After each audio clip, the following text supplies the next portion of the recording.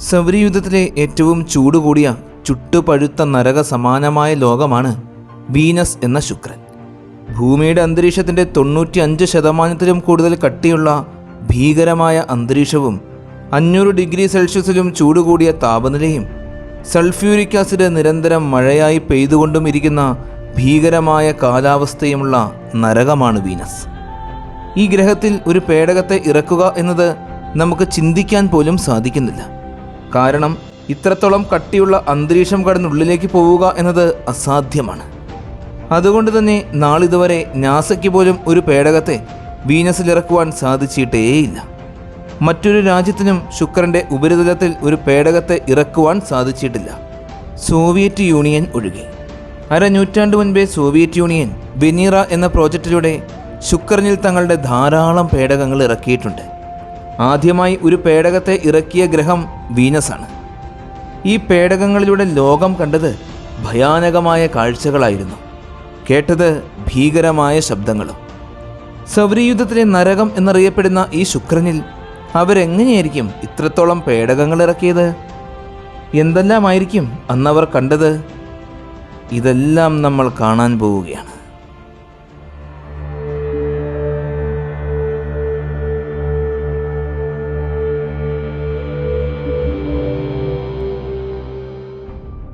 സൂര്യൻ്റെ ഏറ്റവും അടുത്ത് സ്ഥിതി ചെയ്യുന്ന സൗരയൂഥത്തിലെ ഒന്നാമത്തെ ഗ്രഹം ബുധനാണ് എന്ന് നമുക്കറിയാം. എന്നാൽ സൗരയൂഥത്തിൽ ഏറ്റവും ചൂട് കൂടിയ ഗ്രഹം ബുധനല്ല, അത് രണ്ടാമത്തെ ഗ്രഹമായ ശുക്രനാണ്. ബുധനിൽ 430 ഡിഗ്രി സെൽഷ്യസ് വരെയാണ് താപനില ഉയരുന്നത്. എന്നാൽ ബുധനേക്കാളും ഏകദേശം ഇരട്ടി കിലോമീറ്റർ അകലെ സ്ഥിതി ചെയ്യുന്ന ശുക്രനിലെ താപനില ഏകദേശം 500 ഡിഗ്രി സെൽഷ്യസോളമാണ്. അന്തരീക്ഷമില്ലാത്ത ബുധനേക്കാളും ശുക്രനിൽ ചൂട് കൂട്ടുന്നത് ഭൂമിയുടെ 95 മടങ്ങിലും കൂടുതൽ കട്ടിയുള്ള ശുക്രൻ്റെ അന്തരീക്ഷമാണ്. സൂര്യനിൽ നിന്നും ലഭിക്കുന്ന ചൂടിനെ ഈ അന്തരീക്ഷം പുറത്തുവിടാതിരിക്കുന്നത് കൊണ്ടാണ് ശുക്രനിൽ ഇത്രത്തോളം ചൂട് അനുഭവപ്പെടാൻ കാരണം. സൗരയൂഥത്തിലെ മറ്റ് 7 ഗ്രഹങ്ങളിൽ നിന്നും തികച്ചും വ്യത്യസ്തമായി വീനസ് തൻ്റെ അച്ചുതണ്ടിൽ ക്ലോക്ക് വൈസിലാണ് സ്വയം ഭ്രമണം ചെയ്യുന്നത്, അതും വളരെ പതിയെ. ഒരു തവണ ഭ്രമണം ചെയ്ത് തീർക്കുന്നതിന് ശുക്രന് വേണ്ടി വരിക ഭൂമിയിലെ 243 ദിവസങ്ങളാണ്. അതായത് ശുക്രനിലെ ഒരു ദിവസം എന്നത് നമ്മുടെ 243 ദിവസങ്ങളാണ്. ഇങ്ങനെ സ്വയം ഭ്രമണം ചെയ്ത് സൂര്യനെ ഒരു തവണ പരിക്രമണം ചെയ്യുന്നതിന് ശുക്രന് വേണ്ടി വരിക 225 ദിവസങ്ങളാണ്. അതായത് ശുക്രനിലെ ഒരു വർഷം എന്നത് 225 ദിവസങ്ങളാണ്. ശുക്രൻ ഒരു തവണ സൂര്യനെ പരിക്രമണം ചെയ്ത് കഴിഞ്ഞാലും അതിൻ്റെ ഭ്രമണം തീരുകയേയില്ല. ശുക്രനിലെ ഒരു വർഷം എന്നതിനേക്കാളും ദൈർഘ്യം ഒരു ദിവസത്തിനുണ്ട് എന്നതാണ് ഏറ്റവും വിചിത്രം. ശുക്രൻ നമ്മുടെ ഭൂമിയുടെ ഇരട്ട സഹോദരിയാണെന്ന് നമ്മൾ ധാരാളം പറഞ്ഞു കേട്ടിട്ടുണ്ട്. ശുക്രനും ഭൂമിയും തമ്മിൽ എന്തെല്ലാം സമാനതകളാണുള്ളത് എന്ന് നമുക്ക് നോക്കാം. ഭൂമിയും വീനസും പിറവിയെടുക്കുന്നത് ഏകദേശം ഒരേ സമയത്താണ്, 450 കോടി വർഷങ്ങൾക്ക് മുമ്പ്. ഭൂമിയുടെ 95% കൂടുതൽ വലിപ്പമുണ്ട് വീനസിന്. ശുക്രൻ്റെ വ്യാസം ഏകദേശം 12,104 കിലോമീറ്ററോളമാണ്. മാത്രമല്ല ഭൂമിയുടെ 85% മാസും വീനസിനുണ്ട്. ഇതെല്ലാം ഉള്ളതുകൊണ്ടാണ് വീനസിനെ ഭൂമിയുടെ ഇരട്ട സഹോദരി എന്ന് വിളിക്കുന്നത്. ചന്ദ്രൻ കഴിഞ്ഞാൽ ഭൂമിയുടെ ഏറ്റവും അടുത്ത് സ്ഥിതി ചെയ്യുന്ന ബഹിരാകാശ വസ്തുവായി നമ്മൾ മനസ്സിലാക്കിയിരിക്കുന്നത് ചൊവ്വ ഗ്രഹത്തെയാണ്. എന്നാൽ യഥാർത്ഥത്തിൽ ഭൂമിയുടെ ഏറ്റവും അടുത്തുകൂടെ സഞ്ചരിക്കുന്നത് ശുക്രനാണ്. ചൊവ്വയും ഭൂമിയും തമ്മിലുള്ള ഏറ്റവും കുറഞ്ഞ ദൂരം 6,20,00,000 കിലോമീറ്ററാണ്. എന്നാൽ ശുക്രൻ ഭൂമിയുടെ 6,10,00,000 കിലോമീറ്റർ അടുത്ത് വരെ വരാറുണ്ട്. അതായത് ചൊവ്വയും ഭൂമിയും അടുത്തു വരുന്നതിനേക്കാളും 10,00,000 കിലോമീറ്റർ കുറവ്. ശുക്രനിലെ താപനില ഒരുപാട് കൂടുതലാണ് എന്ന് നമ്മൾ കണ്ടു കഴിഞ്ഞു. ഏകദേശം 450 ഡിഗ്രി സെൽഷ്യസിനും 500 ഡിഗ്രി സെൽഷ്യസിനും ഇടയിലാണ് ഈ താപനില. അതുപോലെ തന്നെ ശുക്രൻ്റെ അന്തരീക്ഷത്തിന് ഒരുപാട് കട്ടി കൂടുതലാണ് എന്ന് നമ്മൾ മനസ്സിലാക്കി. കട്ടി കൂടിയ മേഘങ്ങളുടെ 3 പാളികളാണ് അന്തരീക്ഷത്തിലുള്ളത്. കൂടാതെ വറ്റി വരണ്ട് ഒരു മരുഭൂമി പോലെയാണ് ശുക്രൻ്റെ ഉപരിതലമുള്ളത്. നമ്മുടെ ഭൂമിയുടെ അന്തരീക്ഷത്തിൽ ഏറ്റവും കൂടുതലുള്ള വാതകം നൈട്രജനും പിന്നെ ഓക്സിജനും ആണ് എന്ന് നമുക്കറിയാം. എന്നാൽ വീനസിൻ്റെ അന്തരീക്ഷത്തിൽ 95%-ലും കൂടുതലുള്ളത് കാർബൺ ഡൈ ഓക്സൈഡാണ്. മിച്ചമുള്ള 5% സൾഫർ ഡൈ ഓക്സൈഡും കാർബൺ മോണോക്സൈഡും ഒക്കെയാണ്. ഇത്രത്തോളം കട്ടി കൂടിയ വാതകങ്ങൾ അന്തരീക്ഷത്തിൽ നിറഞ്ഞു നിൽക്കുന്നത് കൊണ്ടാണ് വീനസിൻ്റെ അന്തരീക്ഷത്തിന് ഇത്രത്തോളം കട്ടി വന്നത്. 3 പാളികളുള്ള ഈ മേഘങ്ങളിലായി അന്തരീക്ഷത്തിൽ മുഴുവൻ നിറഞ്ഞു നിൽക്കുന്നത് സൾഫ്യൂരിക് ആസിഡാണ്. അതുകൊണ്ട് തന്നെ ശുക്രനിൽ പെയ്യുന്നത് സൾഫ്യൂരിക് ആസിഡ് മഴയാണ്. എന്നാൽ ഒരിക്കലും ഈ മഴ ശുക്രൻ്റെ ഉപരിതലത്തിൽ വീഴുകയേയില്ല. അതിനുള്ള പ്രധാന കാരണം ശുക്രനിലെ കൂടിയ താപനിലയാണ്. 500 ഡിഗ്രി സെൽഷ്യസ് ചൂട് മൂലം പെയ്തിറങ്ങി വരുന്ന സൾഫ്യൂരിക് ആസിഡ് മുഴുവൻ ഉപരിതലത്തിൽ നിന്നും കിലോമീറ്ററുകൾ മുകളിൽ വെച്ച് തന്നെ നീരാവിയായി മാറും. അവ മുഴുവൻ തിരികെ മഴമേഘങ്ങളായി രൂപം പ്രാപിക്കുകയും ചെയ്യും. ഇനി നമുക്ക് വീനസിൻ്റെ ഉപരിതലം കാണാം. ഉപരിതലത്തിൽ ആയിരക്കണക്കിന് വലിയ വലിയ അഗ്നിപർവ്വതങ്ങളാണുള്ളത്. എന്നാൽ ഈ അഗ്നിപർവ്വതങ്ങൾ ഒന്നും തന്നെ സജീവമല്ല. ഇനിയും ലക്ഷക്കണക്കിന് വർഷങ്ങൾ കഴിഞ്ഞാൽ മാത്രമേ ഇവ സജീവമാവുകയുള്ളൂ. അതിനുള്ള പ്രധാന കാരണം ശുക്രൻ്റെ ആന്തരിക ഘടനയാണ്. നമ്മുടെ ഭൂമിക്കുള്ളതുപോലെയുള്ള പാളികളാണ് ശുക്രനും ഉള്ളത്. ഏറ്റവും ഉള്ളിലായി ലോകനിർമ്മിതമായ മാസ് കൂടിയ കോർ, അതിനു പുറത്ത് കട്ടി കൂടിയ റോക്കി മാൻഡൽ, മാൻഡലിന് പുറമെ 70 കിലോമീറ്ററോളം കട്ടിയുള്ള ക്രസ്റ്റ് പാളി. ഭൂമിയുമായി താരതമ്യപ്പെടുത്തുമ്പോൾ വീനസിൻ്റെ ക്രസ്റ്റിന് ഭൂമിയുടെ ഇരട്ടിയിൽ കൂടുതൽ കട്ടിയുണ്ട്. അതുകൊണ്ട് തന്നെ ഭൂമിയിൽ സംഭവിക്കുന്നത് പോലെ ടെക്ടോണിക് പ്ലേറ്റുകളുടെ ചലനം ശുക്രനിൽ സംഭവിക്കുന്നില്ല. അതുകൊണ്ടാണ് ശുക്രനിലെ അഗ്നിപർവ്വതങ്ങളെല്ലാം നിർജീവമായിരിക്കുന്നത്. എന്നാൽ ഇനിയും ലക്ഷക്കണക്കിന് വർഷങ്ങൾ കഴിയുമ്പോൾ ശുക്രനിലെ ഉള്ളിലുള്ള ശക്തിയേറിയ സമ്മർദ്ദം മൂലം ഈ അഗ്നിപർവ്വതങ്ങളെല്ലാം ഒരുമിച്ച് പൊട്ടിത്തെറിക്കുകയും ശുക്രൻ്റെ ഉപരിതലം മുഴുവൻ ലാവ നിറയുകയും ചെയ്യും. ഉപരിതലം മുഴുവൻ നമ്മളിപ്പോൾ കണ്ടതുപോലെ അഗ്നിപർവ്വതങ്ങൾ മാത്രമല്ല ഉള്ളത്. അഗ്നിപർവ്വതങ്ങൾക്കിടയിൽ ധാരാളം നിരപ്പായ പ്രദേശങ്ങളുണ്ട്. ശുക്രൻ്റെ ഉത്തരധ്രുവത്തിലും മധ്യഭാഗത്തും കാണപ്പെടുന്ന പ്രദേശങ്ങളെ 2 വലിയ ഭൂഖണ്ഡങ്ങളായിട്ടാണ് കണക്കാക്കുന്നത്: ഇഷ്താർ ടെറയും അഫ്രഡൈറ്റ് ടെറയും. ഉത്തരധ്രുവത്തിലുള്ള ഇഷ്താർ ടെറ ഭാഗത്താണ് ശുക്രനിലെ ഏറ്റവും വലിപ്പം കൂടിയ അഗ്നിപർവ്വതമായ 12 കിലോമീറ്ററോളം ഉയരമുള്ള മാക്സ്വെൽ മൗണ്ടൻ സ്ഥിതി ചെയ്യുന്നത്. ഇത്രത്തോളം ഉയരത്തിൽ സ്ഥിതി ചെയ്യുന്ന ഈ പർവ്വതത്തിൻ്റെ പ്രദേശത്താണ് ശുക്രനിലെ ഏറ്റവും താപനില കുറവ്. അഫ്രഡൈറ്റ് ടെറയുടെ കിഴക്ക് ഭാഗത്താണ് ശുക്രനിലെ ഏറ്റവും വലിപ്പം കൂടിയ 2ാമത്തെ അഗ്നിപർവ്വതമായ മാറ്റ് മൂൺ സ്ഥിതി ചെയ്യുന്നത്. ഇവയെ കൂടാതെ ധാരാളം മലനിരകളും സമതല പ്രദേശങ്ങളുമെല്ലാം ഈ ഭാഗങ്ങളിലുണ്ട്. ഇന്ന് ശുക്രനെക്കുറിച്ച് നമ്മൾ ഇതെല്ലാം അറിഞ്ഞതിനുള്ള പ്രധാന കാരണം സോവിയറ്റ് യൂണിയനാണ്. അവർ 1961 മുതൽ 84 വരെയുള്ള നീണ്ട 23 വർഷക്കാലത്തോളം നടത്തിയ വെനീറ എന്ന ബഹിരാകാശ പേടകങ്ങളുടെ പരമ്പരയിലൂടെയാണ്. 2 വേഗ പ്രോഗ്രാമുകളും വെനീറ ഹാലി പേടകങ്ങളും ഉൾപ്പെടെ 13 പേടകങ്ങളാണ് ശുക്രൻ്റെ അന്തരീക്ഷത്തിലേക്ക് വിജയകരമായി പ്രവേശിച്ചത്. അവയിൽ 10 പേടകങ്ങൾ ഗ്രഹത്തിൻ്റെ ഉപരിതലത്തിൽ വിജയകരമായി ഇറങ്ങി. ഉപരിതലത്തിൽ ഇറങ്ങിയ ഈ പേടകങ്ങൾ 23 മിനിറ്റ് മുതൽ 2 മണിക്കൂർ വരെ ആക്റ്റീവായി നിലനിന്ന് സന്ദേശങ്ങൾ അയച്ചുകൊണ്ടേയിരുന്നു. മറ്റൊരു ഗ്രഹത്തിൻ്റെ അന്തരീക്ഷത്തിലേക്ക് പ്രവേശിക്കുന്ന ആദ്യത്തെ മനുഷ്യനിർമ്മിത പേടകം, മറ്റൊരു ഗ്രഹത്തിൽ സോഫ്റ്റ് ലാൻഡിംഗ് നടത്തിയ ആദ്യത്തെ പേടകം, മറ്റൊരു ഗ്രഹത്തിൻ്റെ ഉപരിതലത്തിൽ നിന്നും ആദ്യമായി ചിത്രങ്ങൾ പകർത്തിയ പേടകം, മറ്റൊരു ഗ്രഹത്തിൽ നിന്നും ആദ്യമായി ശബ്ദം റെക്കോർഡ് ചെയ്ത പേടകം, ഉയർന്ന റെസല്യൂഷൻ റഡാർ ഉപയോഗിച്ച ആദ്യത്തെ പേടകം. ഇതെല്ലാം ശുക്രനിലേക്ക് വിക്ഷേപിക്കപ്പെട്ട വെനീറ പേടകങ്ങളാണ്. ഓരോ പേടകങ്ങളെയും നമുക്ക് പരിചയപ്പെടാം. 1961 വെനീറ മിഷനുകൾ ആരംഭിക്കുന്നത്.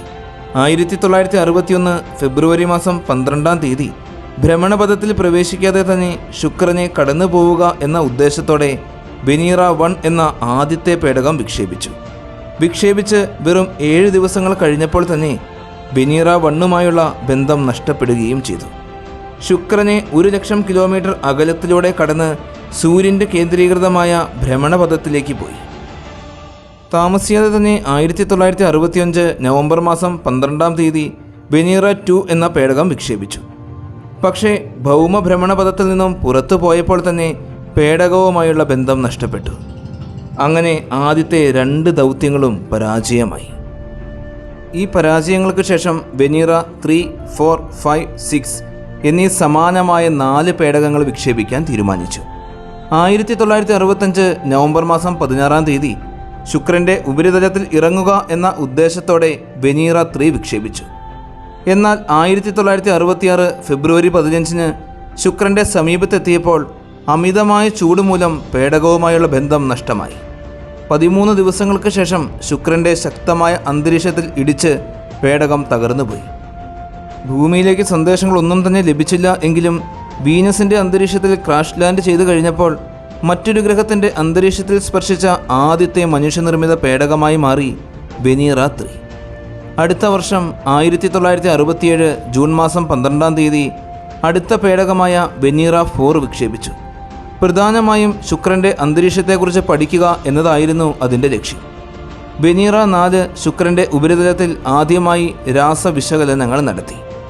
ഈ പഠനത്തിൽ നിന്നും അന്തരീക്ഷത്തിൽ പ്രധാനമായും കാർബൺ ഡൈ ഓക്സൈഡാണ് അടങ്ങിയിരിക്കുന്നത് എന്നും വളരെ കുറച്ചു മാത്രം നൈട്രജനും 1% താഴെ മാത്രം ഓക്സിജനും ജലനീരാവിയും ഉണ്ടെന്ന് കണ്ടെത്തി.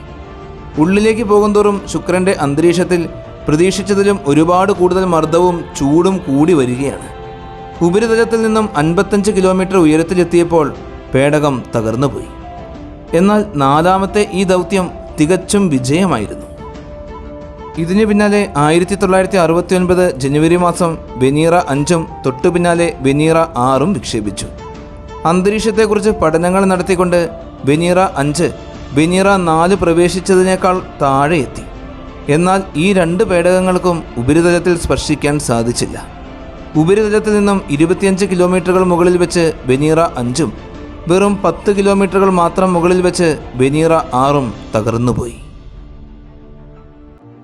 ഈ കഴിഞ്ഞുപോയ ദൗത്യങ്ങളിൽ നിന്നും ലഭിച്ച വിവരങ്ങളെല്ലാം വിശദമായി പഠിച്ച് ശുക്രൻ്റെ അന്തരീക്ഷത്തിലെയും ഉപരിതലത്തിലെയും കഠിനമായ സാഹചര്യങ്ങളെ അതിജീവിക്കുന്നതിനും ഉപരിതലത്തിൽ സോഫ്റ്റ് ലാൻഡിംഗ് നടത്തുന്നതിനുമായി അടുത്തൊരു പേടകം അവർ രൂപകൽപ്പന ചെയ്തു. ശുക്രനിൽ ഉണ്ടാകാൻ സാധ്യതയുള്ള മാക്സിമം പ്രഷറിൻ്റെയും ടെമ്പറേച്ചറിൻ്റെയും 10 മടങ്ങ് പ്രതിരോധശേഷിയുള്ള പേടകത്തിൻ്റെ നിർമ്മാണം പൂർത്തിയായി. വെനീറ 7. ചരിത്രത്തിൽ ആദ്യമായി ഒരു രാജ്യം മറ്റൊരു ഗ്രഹത്തിൽ ബഹിരാകാശ പേടകം സുരക്ഷിതമായി ഇറക്കാൻ പോകുന്നു. 1970 ഓഗസ്റ്റ് മാസം 17-ാം തീയതി വെനീറ 7 വിക്ഷേപിച്ചു. ശുക്രൻ്റെ സമീപത്തെത്തുകയും കട്ടി കൂടിയ അന്തരീക്ഷത്തിനുള്ളിലൂടെ വേഗത കുറഞ്ഞ് സാവകാശം താഴേക്കിറങ്ങുകയും ചെയ്തു. പാരാച്യൂട്ടിൻ്റെ സഹായത്തോടെ വെനീറ 6 എത്തിച്ചേർന്ന ദൂരത്തിലും താഴെയെത്തി. ദൗത്യം വിജയിച്ചു എന്ന് ഉറപ്പിച്ച സമയത്ത് ഉപരിതലത്തിൽ നിന്നും വെറും 3 കിലോമീറ്ററുകൾ മുകളിൽ വെച്ച് അതിശക്തമായ താപനിലയും ആസിഡ് മഴയും മൂലം പാരാച്യൂട്ട് കത്തി അമർന്നുപോയി. പേടകം നിയന്ത്രണം വിട്ട് ഉപരിതലത്തിൽ വന്ന് പതിച്ചു.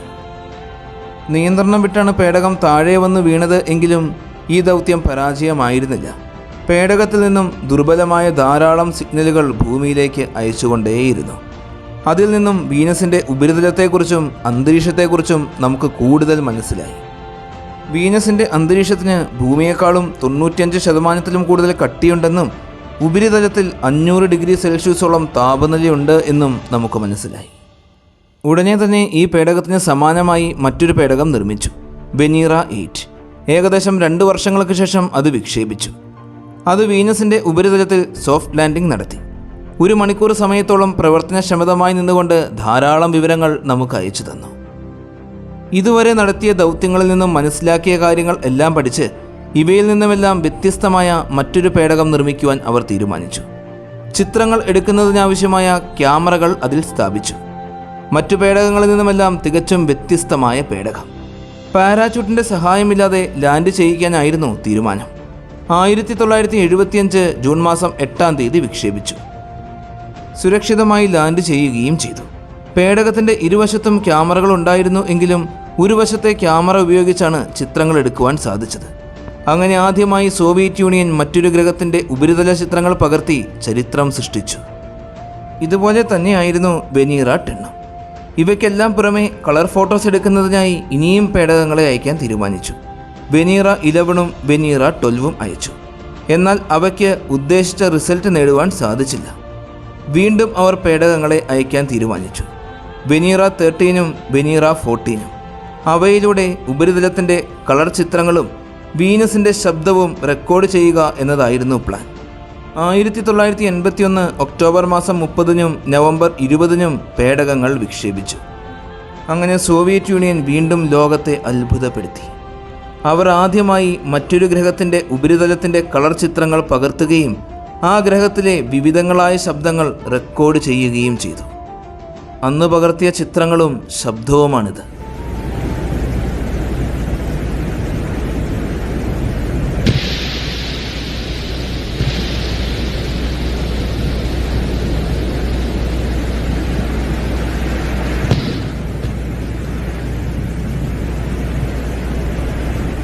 പിന്നീടും അവർ ശുക്രനെ ലക്ഷ്യമാക്കി പേടകങ്ങൾ അയച്ചിട്ടുണ്ട്.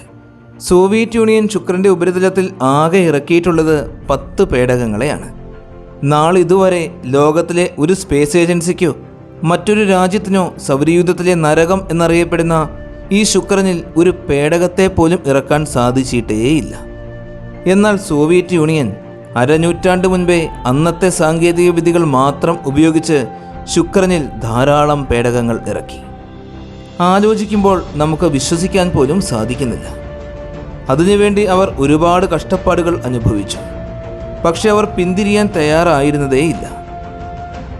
6 പേടകങ്ങൾ തകർന്നു പോയ ശേഷം 7ാമത്തെ പേടകമാണ് ആദ്യമായി വിജയിച്ചത് എന്ന് ഓർക്കണം. ഇന്നത്തെ ഈ വീഡിയോ എല്ലാവർക്കും ഒരുപാട് ഇഷ്ടമായി എന്ന് വിശ്വസിക്കുന്നു. നിങ്ങളുടെ എല്ലാവരുടെയും സപ്പോർട്ടുകൾ കൂടെ ഉണ്ടാകണം. നല്ലൊരു വീഡിയോയുമായി അടുത്ത എപ്പിസോഡിൽ കാണാം.